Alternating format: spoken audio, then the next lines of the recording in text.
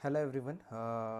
As far as we have seen a subject syllabus, we need to study animal sciences, uh, and within these animal sciences, we have different modules, which starts with the classification of animal, then the classification of non-chordates, chordates, and then we need to study several organisms, their development, their fertilization pattern, then embryogenesis, and the development of embryo. So today, uh, without discussing anything, we'll directly start with the basic concept, because in syllabus the syllabus starts with directly classification of non-chordates. But before that, I guess we need to study what are organisms and how they have classified it. So I guess you are able to watch my screen right now. The classification of living organism. The classification of living organism constitutes basically, if you see the historical structure of our earth, we almost know that the life arised from a single cellular organism, and that single cellular organisms that was present in the water. So the single cellular organisms, it was metabolizing, it was taking energy in terms of food from the external environment in the form of chemicals like organic or inorganic material. Then eventually the single cell developed senses. Somehow the single cell, the genome structure, or the whole structure of cells were developed to grow in a multicellular fashion, so that cell will get more benefit when it comes in contact with the food material or nutritional material. So the group of cells were tried to live together in the multicellular fashion, and then ultimately they form a specific structure. The diverse structures are there. They form a specific structure so that they can take nutrition, food material, they can digest it or cleave it in a monomeric unit or simpler form, and then they were developed somehow a very good mechanisms of metabolism, of like digestion, and then ultimately they developed a excretion system also within them. So from that path, actually these multicellular organisms development started. And since last several million years, we saw the development of multicellular organism. The human ourself is one of the product of that development or that evolution. How complex structure that multicellular development has been taken up till date. So we will, not wasting any time, we will directly start with the basic classification of living organisms. If you if you see that, as the living things are constantly being investigated, and new attributes and are revealed that affects how organisms are placed in standard classification system. So previously, as we were understanding the nature, we were so much, means humans were so much curious about earth and its existence, and within that non-living, living things, all that comes up in the curiosity. So as far as since last 400-500 years, we were watching different organisms and we were trying to classify them based on observation, based on ability, based on existence, like habitat of these organisms. And then we have started with the new subject, it's called taxonomy. So what is taxonomy? Basically it is the branch of biology concerned with the grouping and naming of organisms. So it's the like we were grouping the organism based on their characteristics, and we were actually trying to classify them based on their properties. The biologist who study these subject is called taxonomist. I hope so. This is a really basic thing. So as I have told you, how did it started? To organize, then grouping the organisms, and then based on their characteristic we were classifying them. So if you see that in the classification module, the Carolus Linnaeus, the name comes first. Like in 17th century, the Carolus Linnaeus was a Swedish botanist, and he were trying to classify the plants which were present in the nature, and he somehow, based on that, somehow he developed 7-level classification system. Now what is that 7-level classification system? If you see the 7 level, like domain is there, then kingdom, phylum, class, then order, then family, genus, and species. So this 7-level classification system is there.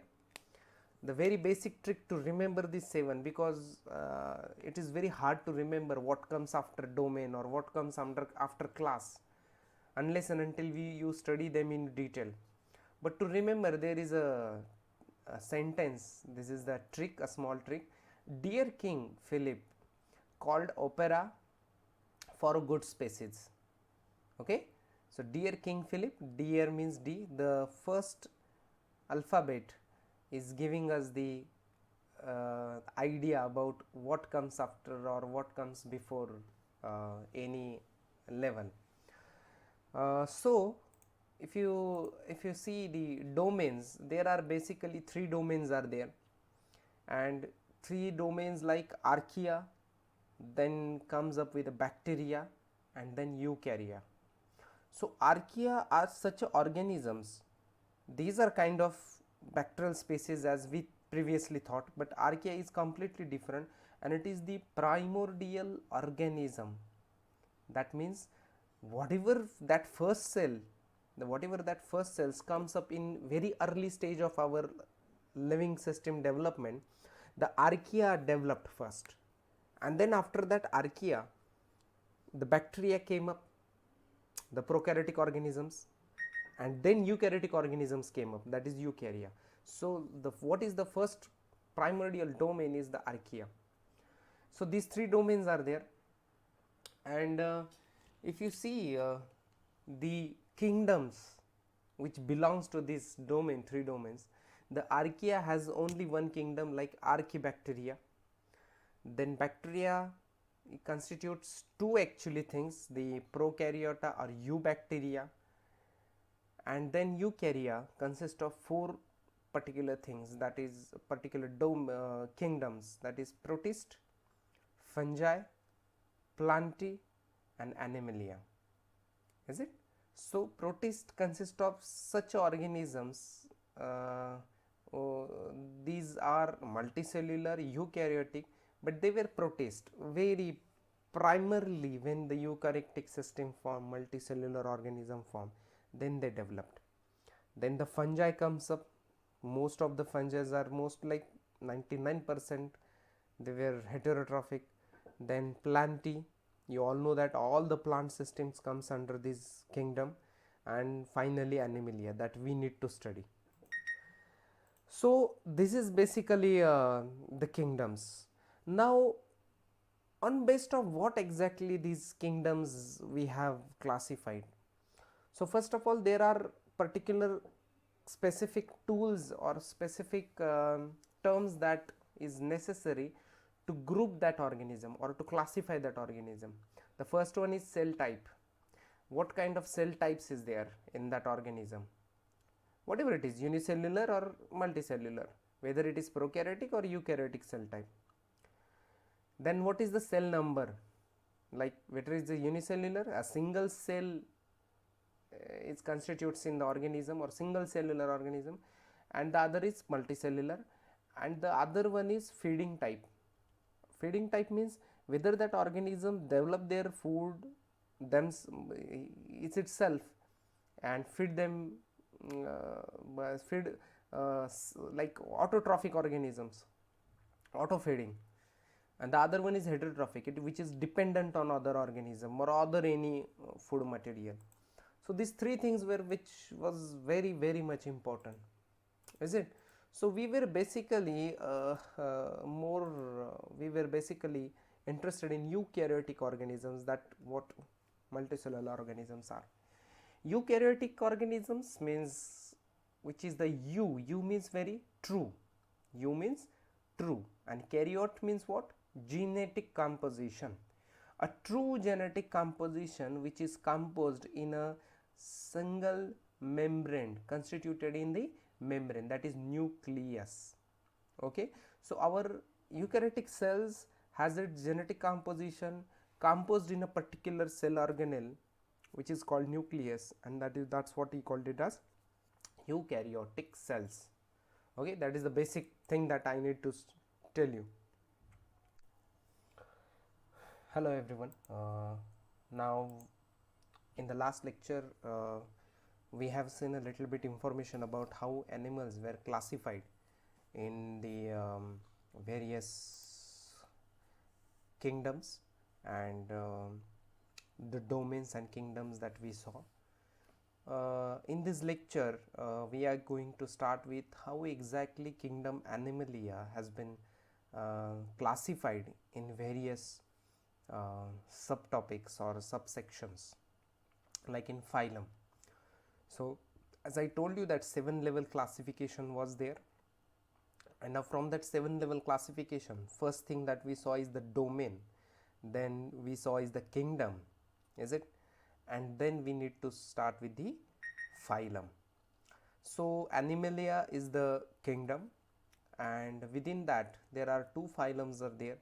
One is non-chordates and the other one is chordates. In our syllabus there are the first module states that the classification of non-chordates first, and then we are going to see chordates classification in detail afterwards.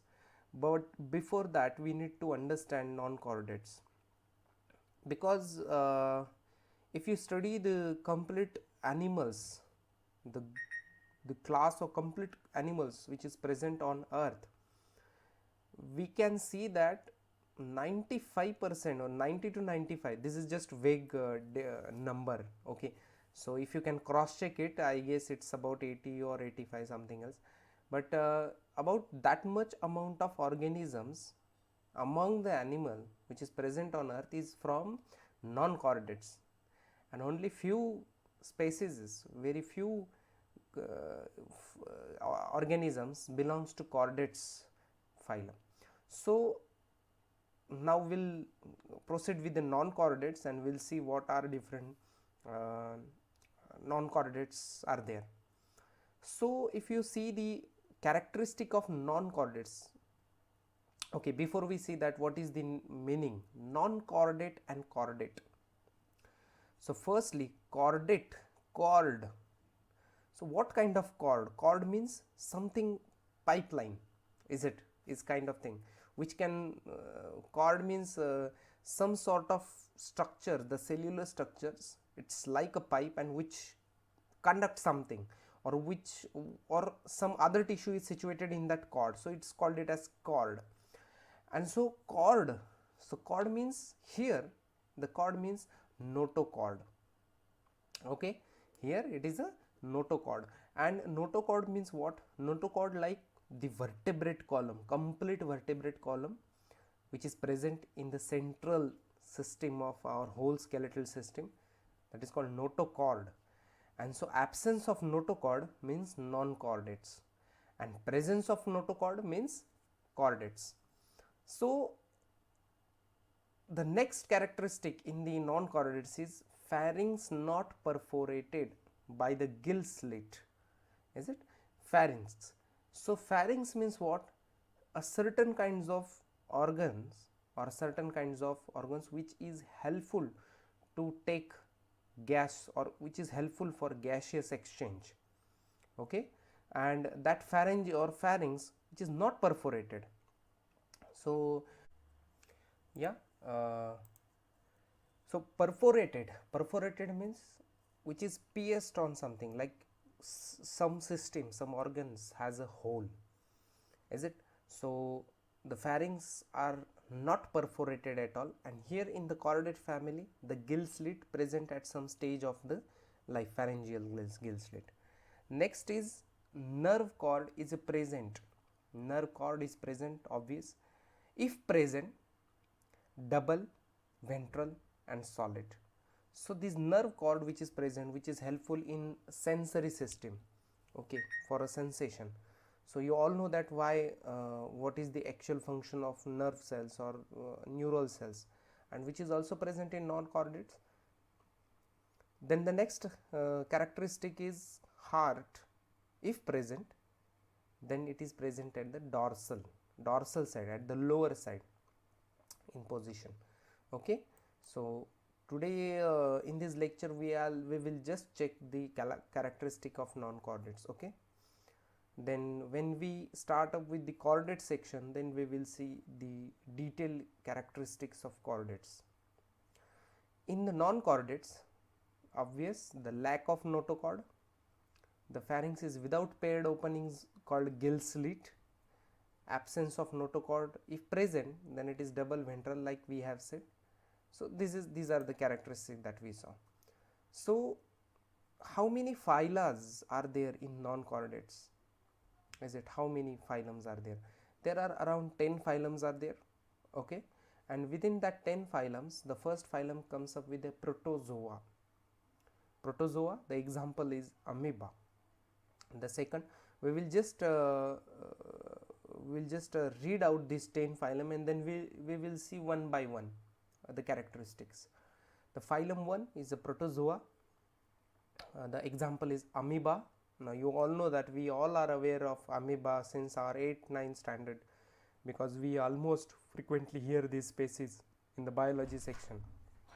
And the Coelenterata, the phylum Coelenterata, it is the third phyla, and the examples are Hydra, Physalia. Okay, the Hydra, almost you know that why how the Hydra is helpful. Hydra has its own property to regrow itself from any cell, so it has a stem cell like a property, is it? So that's why it is the very good model organism in stem cell studies, Coelenterata. The phylum, next phyla, phylum 4, which is the Platyhelminthes. So Platyhelminthes, the examples are Planaria, Leverflug, and so it is a kind of it is kind of like pathogen, or it is a parasite also. These Planaria or Leverflug, they are almost, they can make their host to other animal, so they live inside the organism. So the next phylum is Nemathelminthes, and the examples are Ascaris and Filaria. So the next phylum is Annelids. Example, earthworm, leeches. So we are almost know these organisms. We are observing them under the soil. Whenever you go, or you just dig a little bit 1 feet down from the soil, and you will get earthworms are there. So they are helpful to fertilize, like it's a natural fertilizer. They make fertilizer. They actually make several air passages within the soil, so that's why it is very helpful to grow plant, and so it is very helpful for farmers also. So these are the organism, earthworm and leeches. Phylum 7, Arthropoda. So it's the biggest phylum which is observed, means almost maximum most of the organisms from non-chordates, as I told you.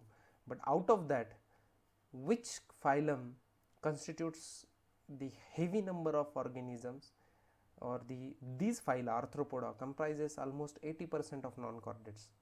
Like the first thing is comes up is the insects. So insects, and the examples are crab, cockroaches, and other all type of insects. Even though you just take butterflies also, the beetles, butterflies, or like all other insects are comes up in arthropoda. The phylum 8, mollusca.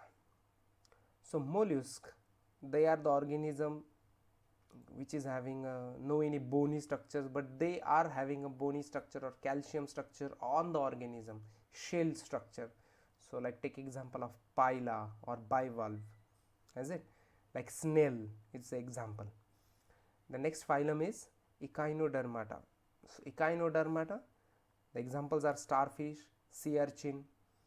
Basically echinodermatas, most of the organisms comes from the oceans or the sea animals. Or next phylum is hemichordata, and the example is Balanoglossus. It is the single example of these hemichordata organisms. We will see what is the characteristic one by one. Okay. So we will start with the first organism, but before that we take a short break, and and in the next lecture we will start with the phylum Protozoa. Okay, chalo, bye bye.